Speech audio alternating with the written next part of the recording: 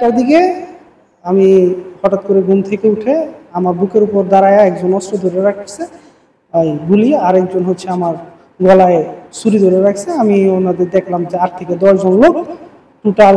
পরে বুঝতে পারলাম 12 থেকে 15 জন লোক এসে আমাকে মানে কিছু মারধর করছে, পিঠের মধ্যে মার দিয়েছে, বুকের মধ্যে মার দিয়ে আমার হাত পা বেঁধে ফেলায় রাখছে। তারপর আমার মার রুমে আসছে, মার রুমে মারে। গাজীপুর সদর উপজেলায় ব্যারিস্টার কায়সার আহমেদের বাড়িতে দুর্ধর্ষ ডাকাতির ঘটনা ঘটেছে। এতে ডাকাত দলের হামলা ও মারধরের শিকার হয়ে ব্যারিস্টার কায়সার সহ 3 জন আহত হয়। 9 আগস্ট শনিবার দিবাগত রাত 2:30টার দিকে সদর উপজেলার ভবানীপুর দক্ষিণপাড়া গ্রামে এই ভয়াবহ ডাকাতির ঘটনা ঘটেছে। এতে নগদ অর্থ, স্বর্ণালঙ্কার সহ প্রায় 15 লাখ টাকার মালামাল লুট করে ডাকাতরা। আমার ছোটগুলায় 1টার দিকে আইসে বাড়িতে এসে ওরা খাবার চাইছে, পরে খাবার দিছি, আমিও খাইছি। হেগা শুইছে, আমিও শুইছি। তো আমি এই যে ওয়াজ হয় না, আমি ওয়াজ শুনতেছি, তখন গেছে গা, নেট গেছে গা, নেওয়ার পর আমি কেরামে কাটিয়ে শুইছি। শোয়ার পরে ভালো লাগতেছে না, ভিতর খালি ছটফট করতেছে। পরে আমি এমনি শুয়ে রয়েছি। পরে এলাকাক্ষণ পরে দেখি 10-12 জন আমার ঘরের ভিতরে পরে আমি কইতেছি, এই তোমরা কেডা, তোমরা ঢুকছো কিভাবে? পরে একটা বহা দিছে খারাপ দিছে। পরে আমি কি তোমার তো মা বোন আছে, আমি খুব অসুস্থ, আমি ওয়াজ করেছি, আমার শরীরে দৌড়ো না। করার পরে যারা আমার শোয়ার মধ্যে বেঁধে লাগছে, এরা মুখ বাঁধছে, চোখ বাঁধছে, 2 পা বাঁধছে। বান্ধার পরে আমার বড় ফুলার ঘর আছে, বড় ফুলার ঘর আবার পরে হেরেও মারধর করছে, বাঁধছে। পরে ছোট ফুলার ঘর আছে, এই যে লুঙ্গি টুঙ্গি মুসুর দিয়া বাঁধছে হেরে। স্থানীয় সূত্রে জানা যায়, অজ্ঞাতনামা 10 থেকে 12 জনের একটি সশস্ত্র ডাকাত দল পিস্তল ও দেশীয় অস্ত্রশস্ত্র নিয়ে সিদ্দিকুর রহমানের ছেলে ব্যারিস্টার কায়সার বাড়িতে হানা দেয়। রাত 2:30 থেকে 4টার মধ্যে ডাকাতরা বসতঘরের গেটের তালা কেটে ভেতরে ঢোকে।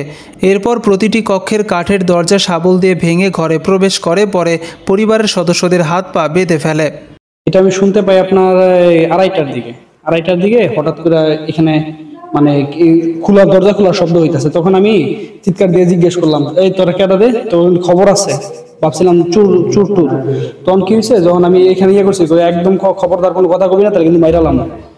আমি গালি দিছিলাম, হেরা পরে গালি গালাজ করে বলতেছে যে মাইরালাম না। পরবর্তীতে আমি আপনার যখন এটা করছি, তখন এটা ধাক্কাইয়া সাফল দিয়ে পার দিয়ে, সাফল বলতে যে আপনার এই আছে না, কি বলে বলন, এগুলা দিয়ে পাড়া এগুলা খুলছে, খুললা সরাসরি আগ্নেয়াস্ত্র আমার বুকে ঠেকায়া আর গলার মধ্যে ছুরি ধরে এখানে নিয়ে এসে বাঁধছে। বাইদে আপনার মানে এইভাবে পাড়া দিয়া আপনার 2 হাত পিছনে বাঁধছে, বাইদে এইভাবে নিয়ে আমাকে গলা ধরে আপনার মুখ বাঁধছে, চোখ বাঁধছে। বাইবার পরে আবার প্রথম বাঁধছে মশারি কেটে বাঁধছে। বাইদা আপনার পরবর্তীতে যখন করতেছি, তবে আমার শ্বাসকষ্ট হইতেছে। পরবর্তীতে আবার উঠাইছে, আবার এই মশারির উপরে বাঁধছে আমার লুঙ্গি, এই যে লুঙ্গিটা আপনার সিরা মুখে বাঁধছে, চোখে বাঁধছে আর হাতে বাঁধছে, পুনরায় মানে ডাবল করে বাদ দিছে। ধারালো অস্ত্রের ভয়ভীতি দেখিয়ে তারা নগদ 4,20,000 টাকা, প্রায় 10 লাখ টাকার স্বর্ণালঙ্কার, জুতা, কাপড় সহ বিভিন্ন মালামাল লুট করে নেয়। এই সময় ডাকাতরা ব্যারিস্টার কায়সার, তার ছোট ভাই আবির সহ তার মাকে মারধর করে আহত করে। আহতদের স্থানীয়ভাবে চিকিৎসা দেওয়া হয়েছে। নগদ টাকা 4,20,000 টাকা নিছে, আর স্বর্ণ অলঙ্কার 8.5 ভরির মতো, মানে মোটামুটি একটা হিসাব করে যে 8.5 ভরির মতো হয়।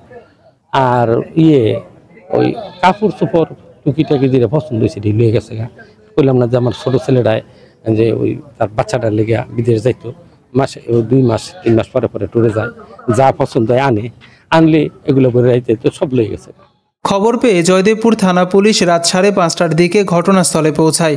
তবে পুলিশের আগে ডাকাতরা বাড়ির পশ্চিম দিক দিয়ে পালিয়ে যায়। জয়দেবপুর থানার ভারপ্রাপ্ত কর্মকর্তা ওসি তৌহিদ আহমেদ জানান, ঘটনাটি তদন্ত করে আইনগত ব্যবস্থা নেওয়া হচ্ছে। বর্তমানে এলাকার সার্বিক আইন শৃঙ্খলা পরিস্থিতি স্বাভাবিক রয়েছে।